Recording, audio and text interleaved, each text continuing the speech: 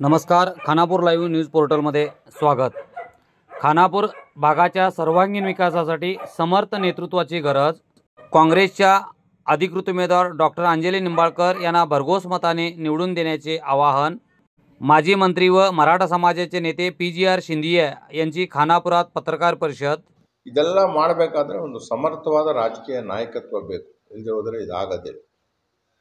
ರಾಜಕೀಯ ನಾಯಕತ್ವವನ್ನು ಬೇರೆ ಬೇರೆ ವಿಷಯಗಳ ಆಧಾರದ ಮೇಲೆ ನಾವು ಆಯ್ಕೆ ಮಾಡ್ಕೊಳ್ಳೋಕ್ಕೆ ಯಾವಾಗ ಪ್ರಾರಂಭ ಮಾಡ್ತೇವೆ ಆಗ ಸಮಸ್ಯೆಗಳು ಬಗೆಹರಿಯೋದು ಕಷ್ಟ ಆಗ್ತದೆ. ಅನೇಕರು ಪಾಪ ದುಡಿದಿದ್ದಾರೆ. ಅಶೋಕರಾವ್ ಪಾಟೀಲ್ ಇರಬೇಕು, ಅವತ್ತು MLA ಆಗಿದ್ದರು. ನಾನು ಟ್ರಾನ್ಸ್ಪೋರ್ಟ್ ಮಿನಿಸ್ಟರ್ ಆಗಿದ್ದೆ. ಆಗಿಲ್ಲೊಂದು ಡಿಪೋ ಮತ್ತು ಒಂದು ಬಸ್ ಸ್ಟ್ಯಾಂಡು ಅದನ್ನೆಲ್ಲ ಮಾಡಿಸಿದ್ವಿ. ನಮಗೇನು ಮಾಡೇ ಇಲ್ಲ ಅಂತ ಹೇಳಿದ್ರು. ಆಮೇಲೆ ಇಲ್ಲೊಂದು ಪೊಲೀಸ್ ಟ್ರೈನಿಂಗ್ ಸೆಂಟರ್ ಇಲ್ಲೆಲ್ಲೋ ಇದೆ. ನಾನು ಹೋಮ್ ಮಿನಿಸ್ಟರ್ ಆಗಿದ್ದಾಗ ಅದಕ್ಕೆ ಶಕ್ತಿ ಕೊಟ್ಟೆ. ನಾನು ಭಾಳ ಕಡಿಮೆ ಜನ ಇರ್ತಾಯಿದ್ರು. ಆಮೇಲೆ ಕ್ವಾರ್ಟರ್ಸ್ಗಳನ್ನ ಕಟ್ಸೆಲ್ಲ ಮಾಡಿದೆ. ಬಾಜುಲ ಎಲ್ಲ ಆಗಿದೆ. ಅದೇನು ಸಾಲದು, ಇನ್ಮೇಲೆ ಮಾಡಬೇಕಾಗಿದೆ. ಈಗ ಸದ್ಯದಲ್ಲಿ ನಾನು ಕಾಂಗ್ರೆಸ್ ಪಕ್ಷದ ಪರವಾಗಿ ನಮ್ಮ ಅಭ್ಯರ್ಥಿಗಳಾಗಿರ್ತಕ್ಕಂಥ ಸಹೋದರಿ ಡಾಕ್ಟರ್ ಅಂಜಲಿ ನಿಂಬಾಳ್ಕರ್ ಅವರ ಪರವಾಗಿ ಪ್ರಚಾರ ಮಾಡ್ತಾ ಇದ್ದೇನೆ. ನಾನು ಪ್ರಚಾರಕ್ಕೆ ಬರ್ತಾ ಇರೋದು ಇದು 3ನೇ ದಿನ. ಅವರು ನಾಮಪತ್ರವನ್ನು ಸಲ್ಲಿಸಿದಾಗೂ ಸಹಿತ ನಾನು, ನನ್ನ ಆತ್ಮೀಯ ಗೆಳೆಯರು, ಮಾಜಿ ಮಂತ್ರಿಗಳು, ಈ ಭಾಗದ ಹಿರಿಯ ನಾಯಕರು ಶ್ರೀಮಾನ್ RV ದೇಶಪಾಂಡೆ ಅವರು ಮತ್ತು ಅನೇಕ ಬಂಕಾಳ ವೈದ್ಯ ಮಂತ್ರಿಗಳು, ಇನ್ನು ಅನೇಕ ಶಾಸಕರುಗಳು, ಶೈಲು ಇತ್ಯಾದಿ ಎಲ್ಲರೂ ಸೇರಿ ನಾಮಪತ್ರವನ್ನು ಹಾಕಿದ್ದನ್ನು ನಾನು ಸಾರ್ವಜನಿಕ ಸಭೆಯನ್ನು ಉದ್ದೇಶಿಸಿ ಮಾತನಾಡಿದೆ. ಇವತ್ತು ನಾನು ಈ ವಿಶೇಷವಾಗಿ ಖಾನಾಪುರಕ್ಕೆ ಭೇಟಿ ಕೊಡಲಿಕ್ಕೆ ಒಂದು ಉದ್ದೇಶ ಇದೆ. ಒಂದು, ಡಾಕ್ಟರ್ ಅಂಜಲಿ ನಿಂಬಾಳ್ಕರ್ ಅವರು ಒಬ್ಬ ಉತ್ತಮ ನಡವಳಿಕೆ ಇರತಕ್ಕಂಥ ಹೆಣ್ಣುಮಗಳು. She is a woman of character. ಮೊದಲನೇದು. ಎರಡನೇದು, ಒಬ್ಬ ಹೆಣ್ಣುಮಗಳು ಸಾರ್ವಜನಿಕರಿಗೋಸ್ಕರ ದುಡಿಯೋಕ್ಕೆ ಬಂದಿರೋದು ಬಹಳ ಕಡಿಮೆ. ಆಗ ನೋಡೋಕೆ ಹೋದರೆ ಬೆಳಗಾವಿ ಜಿಲ್ಲೆ ಪರವಾಗಿಲ್ಲ. ಒಬ್ಬರು ಇವರು ನಮ್ಮ ನಿಂಬಾಳ್ಕರ್ ಇದ್ದಾರೆ, ಹೆಬ್ಬಾಳ್ಕರ್ ಇದ್ದಾರೆ, ಆಮೇಲೆ ಶ್ರೀಮತಿ ಜೊಲ್ಲೆ ಅವರು ಇದ್ದಾರೆ. ಸರಿ 3 ಸಾರಿ ಅವಕಾಶ 3 ಹೆಣ್ಮಕ್ಳಿಗೆ ಈ ಜಿಲ್ಲೆಯವರು ಒದಗಿಸ್ಕೊಟ್ಟಿದ್ದಾರೆ. ಗುಡ್. ಮತ್ತು ಹಿಂದೆ ನಮ್ಮ ಕಾಲದಲ್ಲಿ ನಾವೆಲ್ಲ MLAಗಳು ಮಂತ್ರಿಗಳಾಗಿದ್ದಾಗ ಲೀಲಾವದೇವಿ ಪ್ರಸಾದ್ ಅವರು ಅಥಣಿಯಿಂದ ಗೆಲ್ತಾಯಿದ್ರು. ಆಮೇಲೆ ಒಂದು ಸಾರಿ ಅಂತ ಕಾಣುತ್ತೆ, ಭಾಳ ಹಿಂದೆ ನಮ್ಮ ಅಶೋಕ್, PM ಅಶೋಕ್ ಅವ್ರ ತಾಯಿ ಇಲ್ಲಿಂದ ಗೆದ್ದಿದ್ರು. ಅದು ಬೆಳಗಾವಿ ಪಕ್ಕದಲ್ಲಿರ್ತಕ್ಕಂಥ ಒಂದು ರಾಮದುರ್ಗ ಕ್ಷೇತ್ರದಿಂದ ಗೆದ್ದಿದ್ರು. ಅದು ಈಕೆಗೆ ವಿಶೇಷವಾದ ಒಂದು ನಾಯಕತ್ವದ ಗುಣ ಇದೆ, ಶ್ರೀಮತಿ ನಿಂಬಾಳ್ಕರ್. ಬಹುಶಃ ಅವರು ಖಾನಾಪುರದ ಜನ ಮನಸ್ಸು ಮಾಡಿದ್ದಿದ್ರೆ ಈ ಸಾರಿ ಅವರು ಮಂತ್ರಿಮಂಡಲದಲ್ಲೂ ಸಹಿತ ಇರ್ತಾಯಿದ್ರು.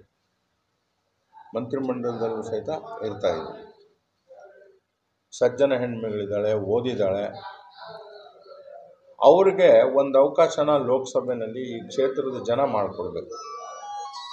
ಯಾಕಂದರೆ ಭಾಳ ಅಂತರದಿಂದ ಅವರು ವಿಧಾನಸಭಾ ಕ್ಷೇತ್ರದಲ್ಲಿ ಮೊನ್ನೆ ನಡೆದಂಥ ಚುನಾವಣೆಗಳಲ್ಲಿ ಸೋತಿದ್ದಾರೆ. ಡಿಫ್ರೆನ್ಸಸ್ ಲೈ. ಅದೆಲ್ಲ ಮೇಕಪ್ ಮಾಡಬೇಕಾಗ್ತದೆ. ಇದು ಜನಗಳ ಕೈನಲ್ಲಿದೆ. ನಾವು ಗೆಲ್ತೇವೆ, ನಾವು ಅದು ಮಾಡ್ತೇವೆ, ಇದು ಮಾಡ್ತೇವೆ ಅಂತ ಹೇಳೋದು ಒಂದು ಭಾಗ. ಆದರೆ ಪ್ರಜಾತಂತ್ರದ ವ್ಯವಸ್ಥೆಯಲ್ಲಿ ಒಬ್ಬರು ಶಾಸಕರಾಗಬೇಕಾದ್ರೆ, ಲೋಕಸಭಾ ಸದಸ್ಯರಾಗಬೇಕಾದ್ರೆ ಅವ್ರಿಗೆ ಜನ ತೀರ್ಮಾನ ಮಾಡಬೇಕಾಗ್ತದೆ. लोक तीर्मान करावं कोण आमचा MLA राहावा, कोण आमचा MP राहावा. मी अपील करासाठी आलो आहे. हात जोडून मी खानापूरच्या लोकांनी अपील करासाठी. Anjali Nimbalkar, one of the best candidates the Congress has put up from this area. Ananthkumar Hegde ಅವ್ರ ಸ್ಕ್ಯಾಂಡಲ್ಗಳೇನಿಲ್ಲ, ನಾವು ಟೀಕೆ ಮಾಡೋಕ್ಕಾಗೋದಿಲ್ಲ. 6 ಟರ್ಮ್ MP ಆಗಿದ್ದಾಗ ಅವರು ಬೇಕಾದಷ್ಟು ವಿಷಯಗಳನ್ನೆಲ್ಲ ಮಾತನಾಡಿದ್ದಾರೆ. ನಾನು ಅದರ ಬಗ್ಗೆ ಟೀಕೆ ಮಾಡೋಕ್ಕೆ ಹೋಗೋದಿಲ್ಲ. ಕೇಂದ್ರ ಸರ್ಕಾರದ ಮಂತ್ರಿಗಳು ಸಹಿತ ಆಗಿದ್ದರು. ಆದರೆ ಈ ಜಿಲ್ಲೆಗೆ ಭಾಳ ಹೆಚ್ಚಿನ ದೊಡ್ಡ ಕೊಡುಗೆ ಕೊಟ್ಟಿದ್ದಾರೆ ಅಂಥೇಳಿ ನನಗನ್ಸೋದಿಲ್ಲ. ನಾನು ಅವರನ್ನು ಟೀಕೆ ಮಾಡಲಿಕ್ಕೆ ಬಯಸೋದಿಲ್ಲ. ಅವರ ಜನಾಂಗದವರು ಸಹಿತ ವಿಚಾರ ಮಾಡಬೇಕು. ನಾವೆಲ್ಲ ಹಿಂದೂಗಳಿಲ್ಲ ಅಂತ ಯಾರೂ ಹೇಳೋದಿಲ್ಲ. ನಾವು ಯಾರೇ ಬರಬೇಕಾದ್ರೆ, ಈಗ ನಾನು ಖಾನಾಪುರಕ್ಕೆ ಬರಬೇಕಾದ್ರೆ ಭಾಳ ವರ್ಷಗಳ ನಂತರ ಬರ್ತಾಯಿದೆ. ಗಣಪತಿ ದೇವಸ್ಥಾನಕ್ಕೆ ನನಗೆ ಯಾರು ಕರೆದಿರಲಿಲ್ಲ. ಆದರೆ ಗಣಪತಿ ದೇವಸ್ಥಾನ ನೋಡಿದ ತಕ್ಷಣ ನಮ್ಮ ಮನಸ್ಸೆಲ್ಲ ಆ ಕಡೆ ಹೋಗ್ತದೆ. ಗಣಪತಿಗೆ ಒಂದು ನಮಸ್ಕಾರ ಹಾಕಬೇಕು. ನಿನ್ನೆ ನನಗೆ ಸ್ವಲ್ಪ ಸಮಯ ಆಯಿತು. ತಾಳಪ್ಪ ಕೊಲ್ಲಾಪುರಕ್ಕೆ ಹೋಗಿ ಲಕ್ಷ್ಮೀ ದರ್ಶನ ಮಾಡ್ಕೊಂಡು ಬರೋಣ ಅಂತೇಳಿ ನಾವು ಹೋಗಿದ್ವಿ. ಸೊ ನಾವು ಎಲ್ಲರೂ ಹಿಂದೂಗಳೇನೆ. ಆದರೆ ಹಿಂದೂಗಳ ಆಧಾರದ ಮೇಲೆ ಓಟ್ ಕೊಡಿ ಅಂತ ಹೇಳಿ ನಮ್ಮ ದೇಶದಲ್ಲಿ ಹೇಳೋದ್ರಿಂದ ಉಪಯೋಗ ಆಗೋದಿಲ್ಲ. In the interest of the country it is no good. ಅವರು ಸಂವಿಧಾನನೇ ಬದಲಾವಣೆ ಮಾಡಿಬಿಡ್ಬೇಕು ಅಂತಕ್ಕಂಥ ವಿಚಾರ ನಮ್ಮ ಮುಂದೆ ಇದೆ ಅಂತೇಳಿ ಅನಂತಕುಮಾರ್ ಹೆಗಡೆ ಹೇಳಿದ್ದಾರೆ. ಬಹುಶಃ ಅದಕ್ಕೆ ಅವ್ರಿಗೆ ಯಾಕೆ ಟಿಕೆಟ್ ತಪ್ಪಿತು ಅನ್ನೋದನ್ನು ಅವ್ರ ಪಾರ್ಟಿ ಮುಖಂಡರುಗಳೇ ಹೇಳಬೇಕಾಗ್ತದೆ. ಅವ್ರು ಇನ್ನೂ ಪ್ರಚಾರಕ್ಕೆ ಬಂದಿಲ್ಲ ಅಂತ ಕೇಳ್ಪಟ್ಟಿದ್ದೇನೆ ನಾನು.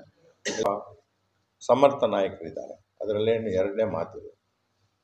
ಮೂರನೇದಾಗಿ ವಿಶ್ವೇಶ್ವರ ಹೆಗಡೆ ಕಾಗೇರಿ ನನ್ನ ಅತ್ಯಂತ ಆತ್ಮೀಯ ಸ್ನೇಹಿತರು. ಮತ್ತು ಅವ್ರ ಕ್ಷೇತ್ರ ಯಲ್ಲಾಪುರ ಅಂತ ಕಾಣುತ್ತಾಗ ಯಲ್ಲಾಪುರ ಕ್ಷೇತ್ರದಲ್ಲಿ ಅಭಿವೃದ್ಧಿ ಕೆಲಸಗಳನ್ನು ಒಂದು ರಾಜ್ಯದ ಮಟ್ಟಿಗೆ ಎಷ್ಟೆಲ್ಲ ಮಾಡ್ಬೋದು ಅದನ್ನೆಲ್ಲ ಮಾಡಿದ್ದಾರೆ. ಆದರೆ ಬಿಯಾಂಡ್ ದಟ್ ಅವರು ಹೊರಗಡೆ ಏನೂ ಮಾಡೋಕ್ಕೆ ಹೋಗಿಲ್ಲ. He has not gone beyond that. ಇತ್ತೀಚಿನ ವರ್ಷಗಳಲ್ಲಿ ನನಗನ್ಸೋದು ಅಭಿವೃದ್ಧಿಯ ದೃಷ್ಟಿಯಿಂದ ನೋಡಿದಂಥ ನಾಯಕರು ಅಂದರೆ ಆರ್ ವಿ ದೇಶಪಾಂಡೆ ಒಬ್ಬರೇ. ಸೊ ಆರ್ ವಿ ದೇಶಪಾಂಡೆ ಅವ್ರ ಜೊತೆಯಲ್ಲಿ ಒಂದು ಗಾಡಿ ಎಳಿಬೇಕಾದ್ರೆ ಜೋಡಿ ಎತ್ತಬೇಕಾಗ್ತದೆ, ಒಂದೆತ್ತಿಂದ ಕಷ್ಟ ಆಗ್ತದೆ. ಅವ್ರ ಜೊತೆಯಲ್ಲಿ ಸೇರ್ಕೊಂಡು ಅಂಜಲಿ ಲಿಂಬಾಳ್ಕರ್ ಅವ್ರಿಗೆ ಸಹಾಯ ಮಾಡಬೇಕು ಅಂಥೇಳಿ ನಾನು ಮನವಿಯನ್ನು ನಿಮ್ಮ ಮೂಲಕ ಮಾಡ್ತಾ ಇದ್ದೇನೆ. ಬಿಕಾಸ್ ನಾವು ಎಲ್ಲರ ತನೂ ಹೋಗೋಕ್ಕಾಗೋದಿಲ್ಲ. 4 ಲಕ್ಷನೋ 3 ಲಕ್ಷನೋ ವೋಟ್ ಇರ್ತದೆ.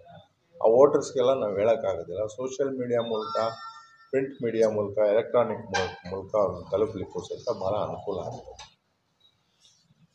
ಮತ್ತು ಕಾಂಗ್ರೆಸ್ ಪಕ್ಷ ಅಧಿಕಾರಕ್ಕೆ ಜನ ಕೊಟ್ಟಿದ್ದಾರೆ ಈ ಸಾರಿ ಕರ್ನಾಟಕದಲ್ಲಿ. 136 ಸೀಟುಗಳು ಸಹಿತ ಸಿಕ್ಕಿದೆ.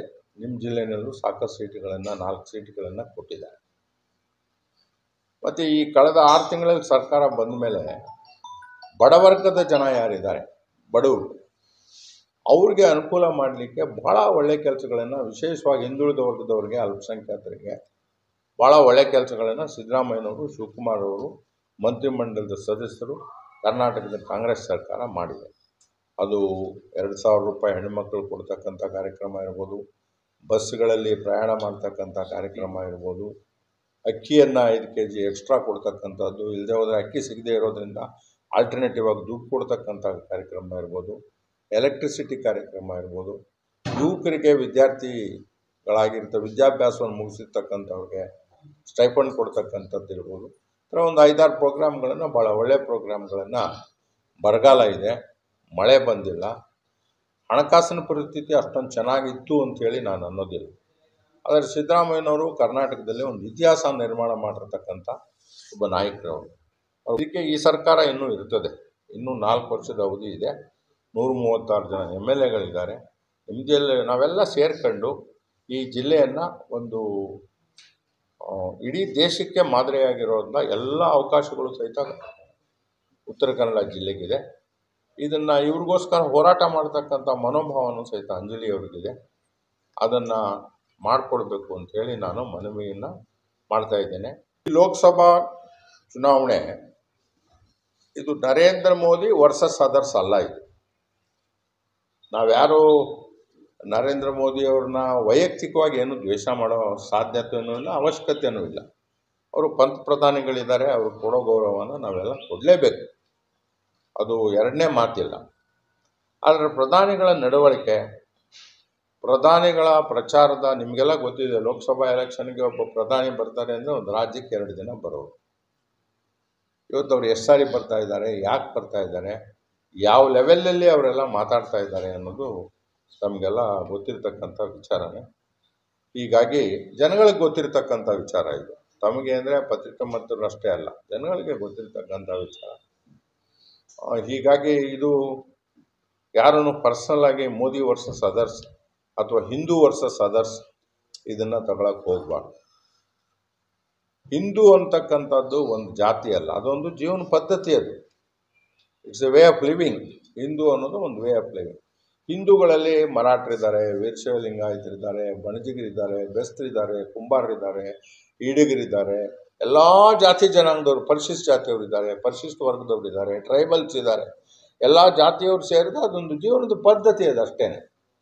ಸೊ ಇಲ್ಲಿ ಹಿಂದೂ ರಾಷ್ಟ್ರ ಅಂತಕ್ಕಂಥ ಪ್ರಶ್ನೆಯೂ ಸಹಿತ ಬರೋಕ್ಕೆ ಸಾಧ್ಯನೇ ಇಲ್ಲ. ಉಪಯೋಗಿಸ್ಕೊಳ್ಳೋಕೆ ಹೋಗಬಾರ್ದು ಯಾರನ್ನೂ ಅಷ್ಟೇ.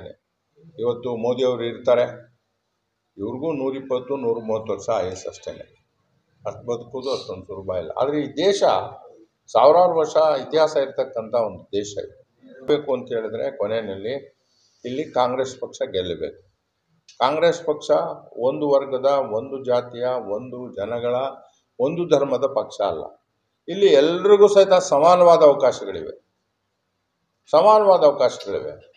ಕಳೆದ 25-30 ವರ್ಷಗಳಲ್ಲಿ ಒಂದು ಆಡಳಿತ ಪಕ್ಷದವರು ಒಬ್ಬ ಮರಾಠ ಜನಾಂಗದವ್ರಿಗೆ ಒಂದು ಸೀಟನ್ನು ಕೊಟ್ಟಿರಲಿಲ್ಲ, ಒಬ್ಬ ಈಡಿಗರಿಗೆ ಕೊಟ್ಟಿರಲಿಲ್ಲ, ಒಬ್ಬ ಕುರುಬರಿಗೆ ಕೊಟ್ಟಿರಲಿಲ್ಲ, ಒಬ್ಬ ಮುಸಲ್ಮಾನರಿಗೆ ಕೊಟ್ಟಿರಲಿಲ್ಲ, ಹಿಂದುಳಿದ ವರ್ಗದವ್ರಿಗೆ ಅವಕಾಶಗಳೇ ಇರ್ತಾ ಇರಲಿಲ್ಲ.